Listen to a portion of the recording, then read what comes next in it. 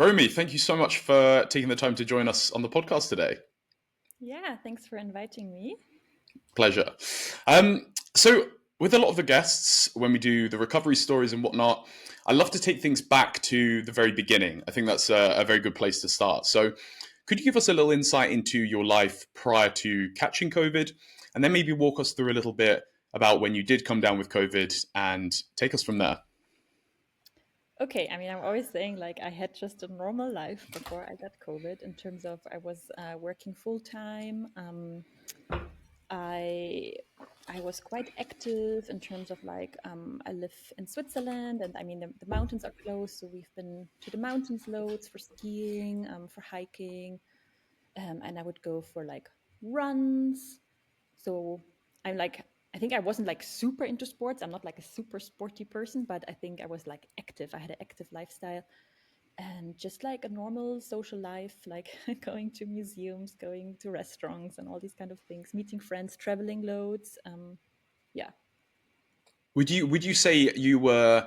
Because I know when I've spoken to a lot of people, they were almost kind of burning the candle at both ends. Would you say you were maybe more towards that side of the spectrum, or would you say it was a relatively kind of balanced life that you were living?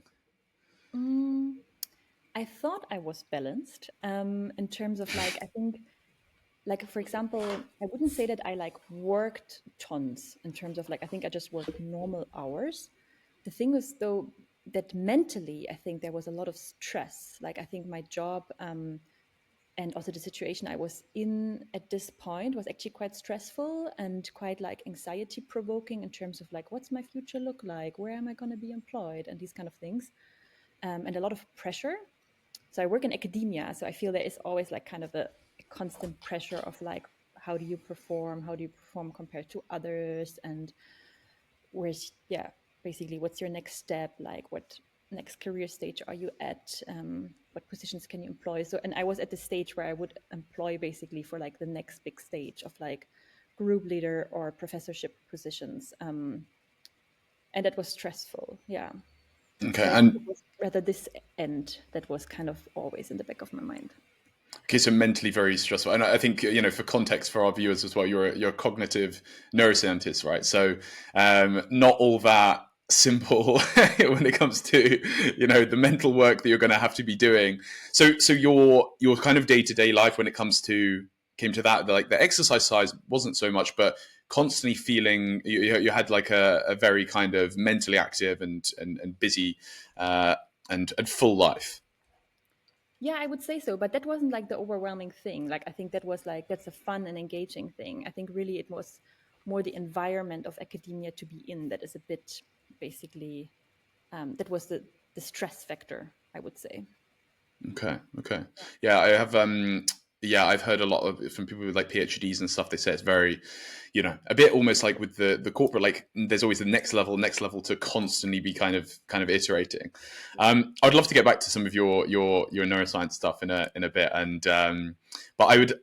So you've obviously having this very busy sort of mentally demanding life, and and then COVID comes around. And can you talk us through what happens when you first came down with COVID?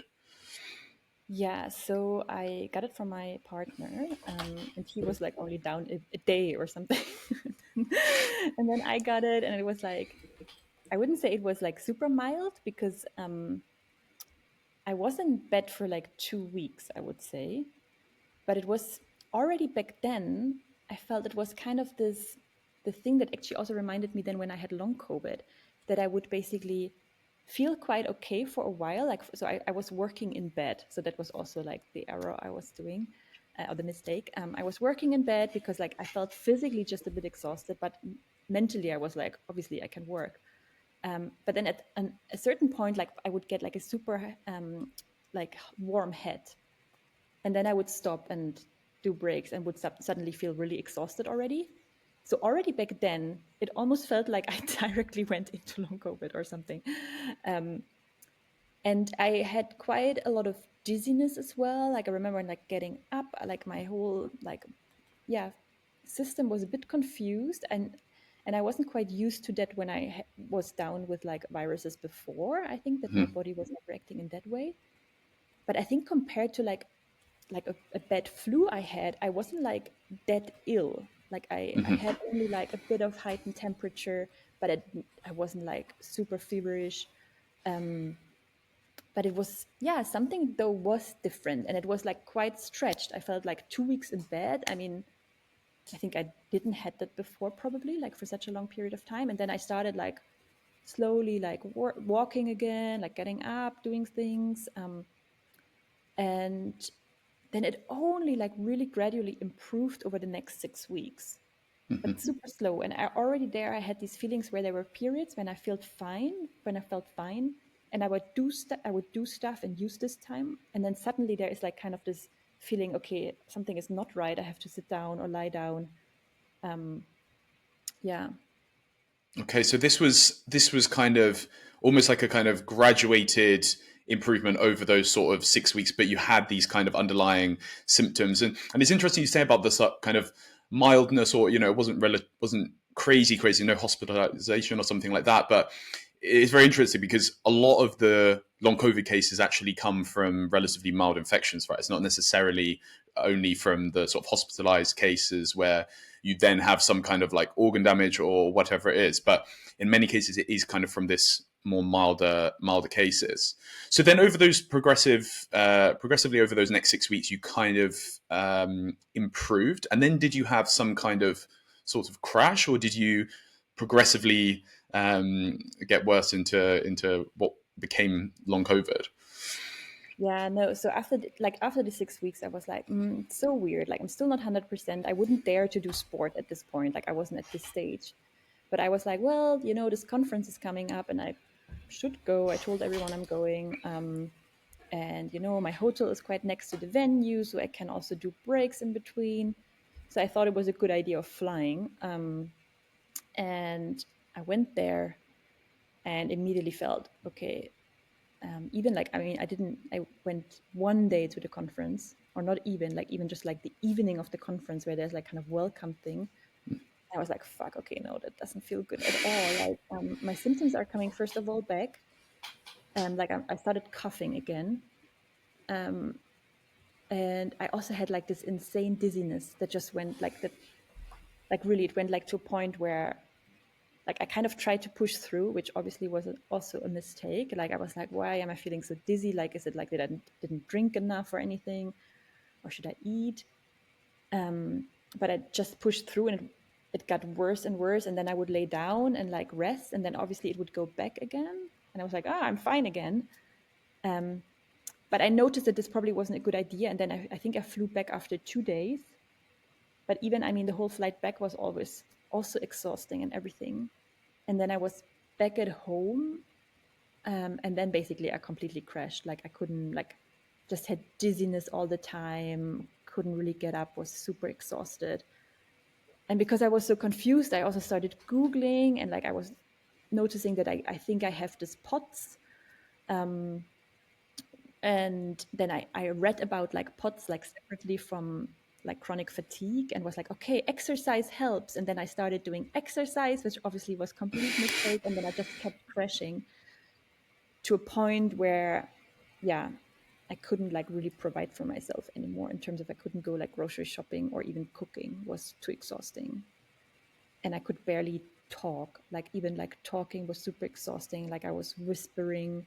I could only talk for like 20 minutes at maximum, and then I had to, yeah, take a break again.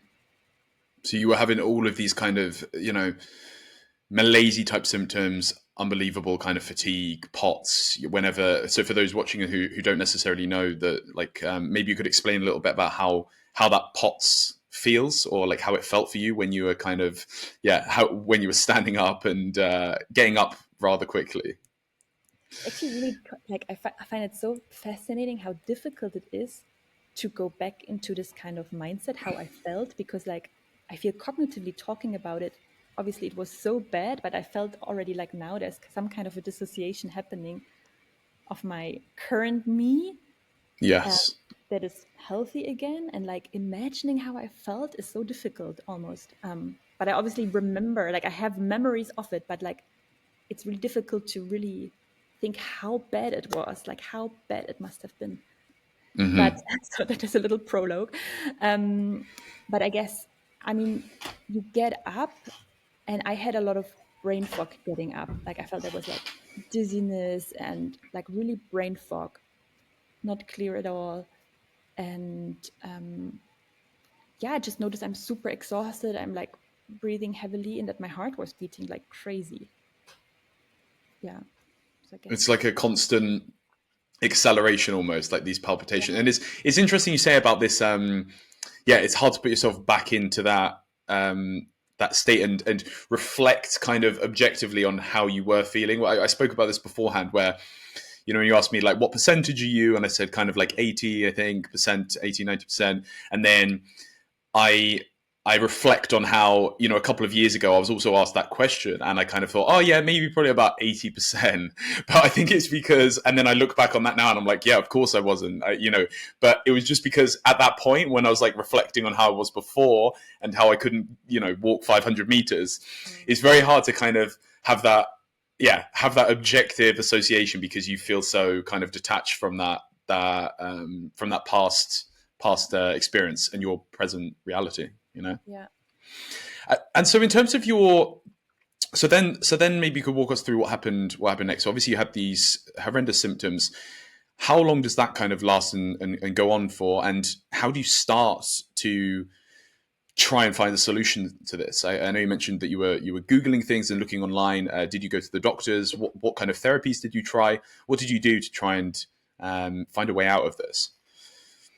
Yeah. So I guess in the beginning I was quite obsessed with Googling and trying to understand.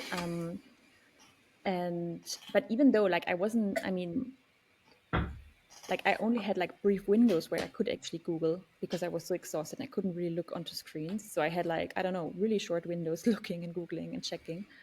Um, uh, but I think the most frightening thing actually at this point were also super weird body sensations. I'm not sure if you were also familiar with them, that like your whole body feels different. And I had sometimes the feeling, okay, I'm gonna die. And I think there were like some kind of blood pressure changes, or yeah, I don't know what it was. I think at some point I started measuring my blood pressure because I was like, this feels so weird. I really feel like I'm dying. I mean, and that was the most frightening bit. And I think with that I went to the doctor. And also obviously like with all the other things, I was like, I'm so confused. What's happening to me in my body? And this was like just a general MD and like a general practitioner. And he was like, yeah, sounds like long COVID. um, which I also already figured kind of out, like, um, but he was not helpful at all. He was Yeah, like, yeah, very common. yeah, you need to find trust in your body, so you should try and move again, and like do like he was kind of recommending exercise, which I think was like the most dangerous thing you can do. Um, and then I started also like checking out like more specialized units, like but then it took ages until I got basically until they saw me. And then one of them at the university hospital was actually like so disappointing. They just sent me from one specialty to the other, and I never felt understood. I was like, this is ridiculous, like these tests you do is ridiculous, it's not what I have. Like I mean, I'm a neuroscientist, and they did like some standard neurology examinations. And I was like, this is so useless. I mean, you're not going to find out anything. Like, you're not going to see it if you have only these tests available. Also, they sent me to pneumologist, where I'm like, I can't breathe. I don't have the breathing thing. I have all the other things that are weird. Yeah. And then So I not a actually, very good experience, a no, very but then, frustrating one. yeah, but after I think, I don't quite remember, but like after 3 or 4 months, I then saw another specialty clinic, and they had kind of an interdisciplinary board. And there, for the first time, I felt understood. They heard what I've been through. They knew the terms, because I was like, even at the hospital, like people didn't know what POTS were, what chronic fatigue were. And at this other specialty unit, they had these terms. They heard about pacing before, which I also Googled everything for myself. And then I was like, okay, at least they have some kind of clue. Yeah. I think there's a real issue with this because there's many instances, and you see this on Twitter from people with long COVID and ME/CFS, where they're having to educate the doctors themselves about what they have and what tests they would want and what sort of research. And I guess part of this, however, is that it takes so long for medical research to then go through the whole research phase and then feed through to the GP's training, because obviously for people who have a vested interest in the condition, maybe you're a sufferer or whatever, very often you're going to be very much up to date with what's happening, all of the studies, all of the research, all of the terms. And it's incredibly frustrating because you're going to your specialist and you're like, yeah, but obviously you want to check this, right? And maybe my POTS is this, and they're like, what? Sorry, but I think this is this kind of disassociation, isn't there, between the two? So what was particularly helpful then about the specialist that you then saw? That was it essentially a sense of them just making you feel heard, or did they prescribe some things that kind of benefited you? What was the situation? So basically, that was a team where it was a cardiologist who saw me, and then they also said I should see a psychologist, which I think was really useful, and a therapist, a physiotherapist. Um, and they didn't prescribe me anything in terms of medication, but they did check my blood values, and actually my iron was also really low. Obviously, I knew the iron is not going to make me healthy again, but I felt there was like certainly a lack, and it would probably like get me maybe a little bit from where I was. So I got like an iron infusion, but actually the iron infusion made me like actually worse for like 6 weeks, and only then it started happening. I think my system was just like so sensitive to any new changes and things that were happening. But then at some point the iron really helped. And I think the psychologist, she just really helped me because she's like, oh no, you already made some progress. I have no doubt you're getting better. And she's seen cases, and she was like just so positive. And I was like, wow, if this person has no doubt, like, see, I mean, she saw how ill I was. Like, I mean, I couldn't in the beginning, I couldn't come to these appointments by myself. Like, my boyfriend had to bring me with the car. And then at some point, I took like taxis. I couldn't take public transport. It was too much. Like, so she knew how bad I was, but she was like so without doubt. And then at some point, I started seeing the physiotherapist, and he also almost was like so humorous. He's like, "Oh, you can't even cut vegetable? You should write this down. You will later will never believe how bad you were, or like how ill you were." At this point, I mean, I wasn't like too happy about this comment, but there was kind of a lightness about it and like this kind of positivity, I guess. Yeah. Yeah. You're thinking about your recovery. He's thinking about the book you're going to sell later on. Oh, so the physiotherapy helped. The psychology. Were there any medications? Were there any prescriptions that they gave you to assist? No, nothing. Mm-mm. And you continue to make. So this helped you made some kind of progress. But what was it then that started to get you to a real turning point and start to really see some kind of recovery to get to the point where you are now? So I think, I mean, yeah, whether people of your podcast have heard of the Gupta program before, but I found it quite quickly after I got really sick, and like basically I got the infection in May. I had this kind of crash after the 6 weeks was like end of June, I guess, like somewhere. And then I think end of August, beginning of September, I already started with the Gupta program. And I think already then, like after I would say 6 or 8, like I had these basically since this really bad crash, like I felt I was like so slowly progressing, like getting better. I mean, you can't say getting better because it was like still so bad, but it was not as bad as 6 weeks before. And that was always my kind of reference framework. Oh, I'm a little bit better than 6 weeks before. I don't know, I mean, I can't even remember. Like, these were so small changes, like really minuscular, and they were not at a point that I could cook for myself again. Not at all. They were also not at a point that I could listen to audiobooks again or so. But I just didn't have to stare at the wall the whole time, which was like basically the worst. Like that was the worst period where I couldn't do anything. I couldn't be stimulated from any possible angle. And I think at some point I was like, okay, I could actually at some point start audiobooks again. That was like, wow. Um, and then at some point I could start like watch a really short documentary, like 20 minutes, and then I had to stop. So there were like things where like suddenly I was like, oh my, wow, my quality of life is actually improving with these small changes already. And I was still super sick, right? But I saw progress, very, very slow though in the beginning, super, super slow. Yeah. And how far in was this again? Sorry, this was did you say like 6 to 8 weeks in, or a bit longer No, to no, from no. being first ill? I mean, so so after 6 weeks, I had this really bad crush, and then I think bad crash, and then I think like 2 months to 3 months in was my worst period, where I Okay, was like really the lowest, and then by December, I think I could watch like a small documentary again. okay, okay. And this was a similar point where you kind of started come across the sort of brain training and Gupta The program type stuff, brain or was training, that prior? I already started prior. I already started like in September or something. Okay, okay. Yeah. And So and it was and very slow sorry. progress, even with the brain training, but it was like just super slow, like positive progression though. Yeah. Okay.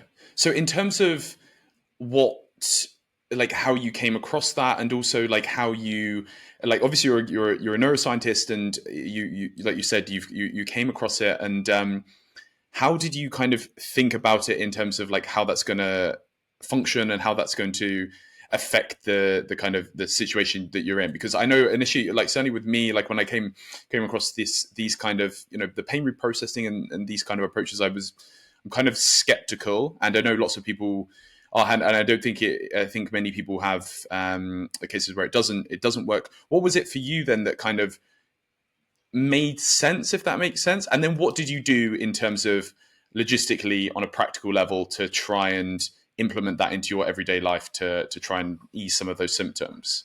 Hmm. I think I also was quite skeptical in the beginning.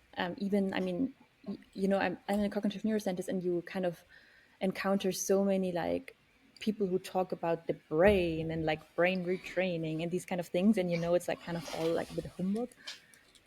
So I was quite skeptical in the beginning, but then I felt watching the talks and like the sessions, I actually felt they done some amazing research, like the things they were talking about. Like I knew of them and I heard of them, and I know that was actually like well researched.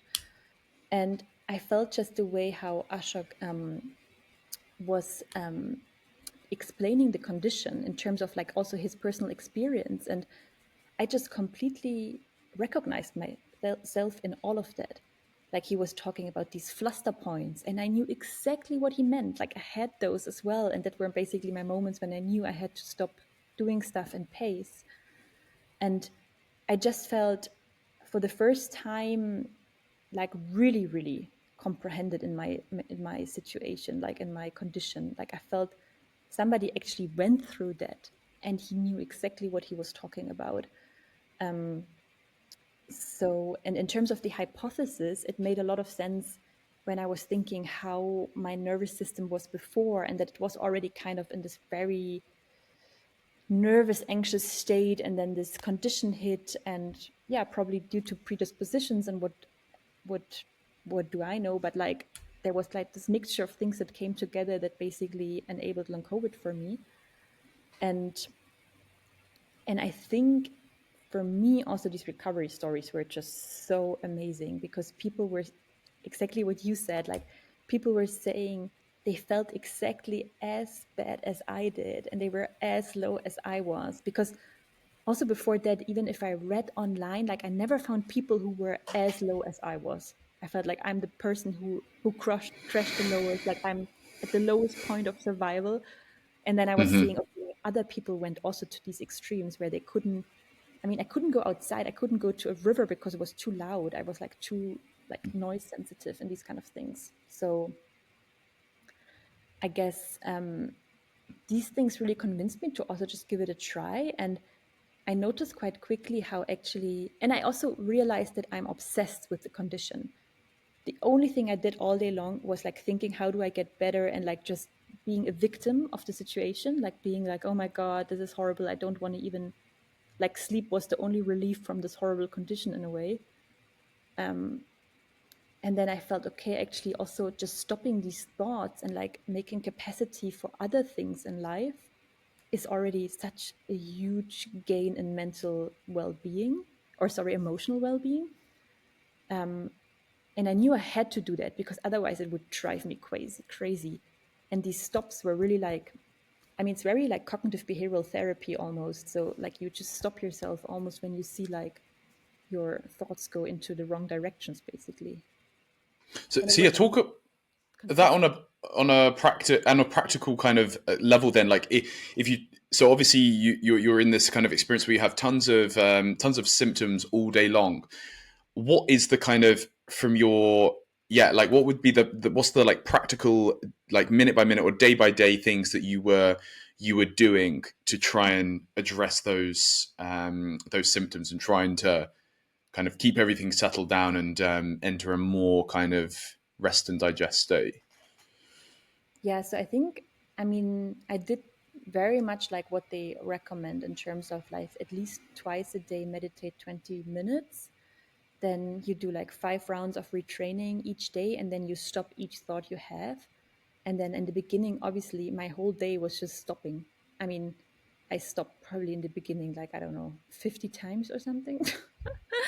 I mean, I just kept stopping, stopping, stopping. It was the only thing I could do because my mind went back to these states, to these obsessive thoughts. And what actually also really helped me to go into these visualizations and to really feel how your body would be healthy again, that also really helped. And at some point, it just became beautiful because once I stopped and I moved into the visualizations, like I felt there was like some, yeah, some, it was just like a very like different energetic state almost. Like you, I could feel how there's like peace coming in, and also energy, even though I just imagined it, like I felt energetic, you know. Yeah. Yeah, I think the visualization part is particularly powerful. And I have a question then, because I know a lot of people who, and a question for me as well. So, you know, when we look at the kind of the research and the studies and stuff that are out there, we see, you know, we see all the different kinds of stuff. So we see around viral persistence, autoimmunity, blood clots, ANS dysfunction, all of this kind of stuff. How do you see that tying in with also this kind of utilizing brain retraining and things like that? Do you see it as a way to get yourself into a kind of state where you're kind of indifferent to the sensations that are going around in your body, or do you see it as a way where you kind of put yourself and your body and system in general into a kind of a state where you're able to kind of recover, and then these other things come around and sort themselves out? How do you kind of see that? Yeah, that's how I actually saw it. I thought like all these things are kind of downstream things in a way. We don't like, these are the things that we measured and that we can see, but we don't quite have like a causal understanding of like what's the mechanism behind, like why do we have like more blood clots, or why is there more viral persistence, or these kind of things. And I also felt, given that there were also all these very different findings from all these different angles, you also know there isn't like one hypothesis of what long COVID is, obviously. But yet the symptoms are quite similar across people. So it felt like I felt these are probably more like downstream things, and it's probably more important. Like the only thing actually I can do, because I can't like I can't do the research myself, obviously, and I can't like make research go faster. I can't wait for anything else to happen from the outside world to give me like a drug that will solve my misery. The only thing I can do is to trust that my body actually tries to find equilibrium. And I can only do that if I actually go into these kind of like, if I try to activate my parasympathetic nervous system, and yeah, if I try to enter this kind of healing state. And I have to say that that's also what really resonated in the program, was that I felt I was on such a sympathetic like angle of my nervous system. Like I wasn't relaxed at all. I was like tense all the time, and I felt like yeah, there was like a mismatch between my sympathetic and parasympathetic nervous system, and like really trying to already get this into equilibrium already, like, yeah, as I said, helped on an emotional level as well. Yeah. I really very much agree. I think it gives a sense of kind of agency as well. And I think where there's sometimes draws some issues is the kind of suggestion that it's psychosomatic and things like that, and that we therefore doesn't mean that we and therefore means we don't need to do any other kind of research, which for me I 100% do not think the case. I think we need to be investing into mechanisms and finding treatments and finding things that are helping people who are severe or are not stuck. But I think what you said, where you have this kind of element of there's some that at least you can do something, and it is not going to be harmful to try and put yourself into a more parasympathetic state, to try and interrupt your thought patterns and try to be in a kind of mindful state where you can look upon symptoms and the sensations that are in your body and kind of be more disassociated from them. And that I talked about this quite a lot. There's this chronic pain study. I spoke with a neuroscientist on it as well recently, and it talks about how it changes how your brain interprets pain. So regardless of whether it changes anything biologically, it can change how you interpret any pain and sensations that are within your body, and then can dampen that all. And for me, I think that can only be a positive thing, right? Hmm. Yeah, exactly. Amazing. And I'd love to hear a little bit now, Romeo, about your just as some finishing thoughts, your situation now, because I think it's very nice to hear where people have been and where they've come to. So I'd love to hear a little bit more about what you're up to nowadays, how you live your life, and also how you went from that kind of position, and sort of how long it took you to get to the position where you feel like you are now. Yeah. So I mean, it's now exactly 2 years ago that I got COVID. Um, or my first time COVID. Actually, I got COVID the second time last year. That wasn't as bad. Um, yeah, I think I'm at 100% again. Like I feel, I feel fit and I feel good, and I work 100% again. So also for a year, I couldn't work at all. I was completely out of research, um, and then I only started very gradually. Really with only 20%, and then increasing like only 10% each month. I took it like incredibly slow, and yeah, but now I'm working 100% again, and I'm doing all my active lifestyle things again. I go hiking, I go ski touring, I work out. I try to do it 4 times a week. Yeah, I feel I'm at, yeah, exactly the same fitness level I was before, and yeah. You're back enjoying life, loving life. Life, yeah. um, that's honestly super. It's really really great to hear. Like I told you before, I love hearing these recovery stories, and I think people watching thoroughly enjoy them as well.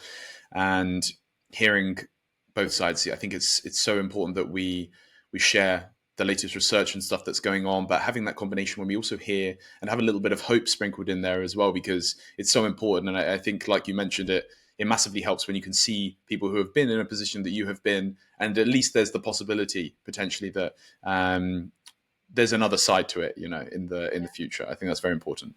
I mean, when I was really, really low, like days where I was really like hopeless, I just kept watching, rewatching like videos of people who recovered. And then obviously I started counting in my head after how many months where they are feeling like this and Yep. this. And then I also started like, okay, I can't do that. Like like I need to trust that my body is doing its job, but it might take longer.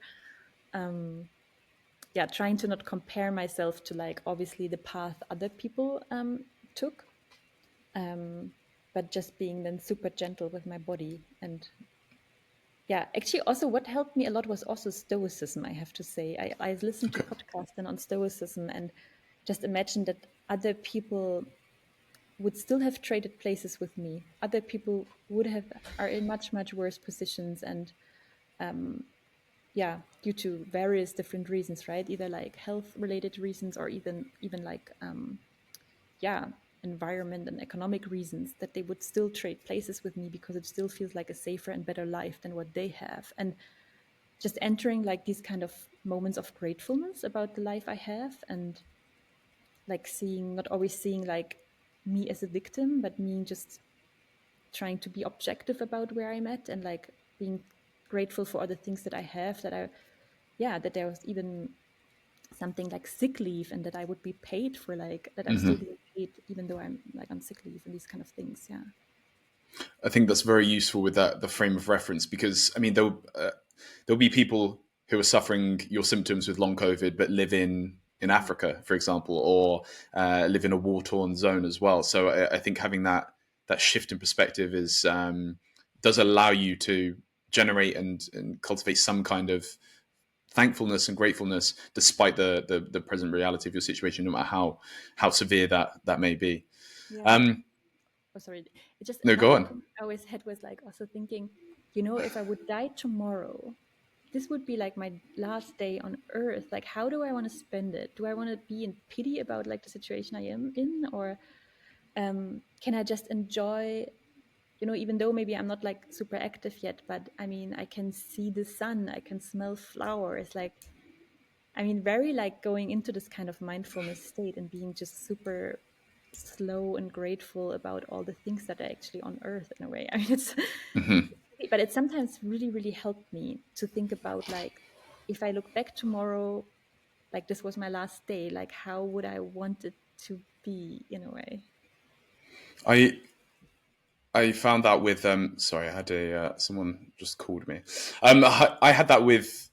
I found a lot of benefit from Buddhist Mm, philosophy as well, and this trying to get rid of this absence, having this absence of desire can help to kind of absolve a lot of the suffering. And when it kind of really comes down to it and knuckles down to it, a lot of it, when you have these sensations and these horrible feelings, and my brain fog is here, my eyes, right now, like my brain fog is starting to play up. mm, The suffering that comes in that is not the thing itself, but it is that desire for it to not be there. And yeah, being able to take a bit of a step back, and I think that's what really helps the meditation and mindfulness and slight perspective change can really help with, is having a different approach to that, and having some kind of separation and ability to kind of step back and not feel so involved and overwhelmed with whatever is happening within your body. And I found that incredibly useful as well, and it helps to kind of put a little bit of perspective on those things. yeah. And I guess also this kind of like, I think in the beginning of my condition, I was always quite dissociating myself from my body, like, ah, my body is failing me, or these kind of things. And at some point I was like, no, my body is just telling me what it needs. Like, and I kind of feel I got a bit like, yeah, closer and united again. And now I would treat my body more like as I would treat a small child, you know, when, for example, like a symptom would come on, like you say, like now brain fog, I would be like, oh, okay, I give you some love, I give you a break, that's what you need, and not like, ah, I would love to continue, or these kind of things. I still struggle with that a lot. Still struggling with that. Romy, I'd love if you could give a little message to the viewers watching, just as a kind of roundup, and then we can wrap things up. But yeah, I'd love if you could leave a little takeaway for people to take on board. Okay. I mean, I feel I already said so much, um, but I think the takeaway is like to trust your body that it will heal, and that you have the capacity to heal. Like one of my coaches always said from the Gupta program, there's like a blueprint to health in you, and on dark days you can just borrow hope from others, like borrow hope from like other stories, or borrow hope from maybe also your family and friends who tell you it will be better and you will get better. Amazing, Romy. Thank you so much for your time. Thoroughly appreciate it. Yeah, thank you for providing this platform and having, yeah, this opportunity for people to watch these things and borrow hope from you and your listeners. Thank you.